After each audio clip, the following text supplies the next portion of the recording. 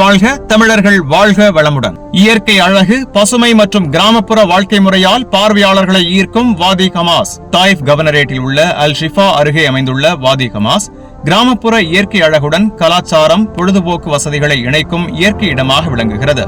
கஃபேக்கள், குழந்தைகள் விளையாட்டு பகுதிகள் மற்றும் இருக்கை வசதிகளுடன் இது குடும்பங்களுக்கு ஏற்ற கோடைகால ஓய்விடமாக திகழ்கிறது.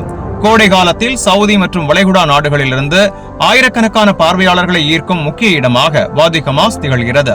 விவசாயம் மற்றும் மேய்ச்சலுக்கும் ஏற்ற இந்த நிலப்பரப்புகள் சுற்றுலா முதலீட்டுக்கும் சாதகமாக உள்ளது.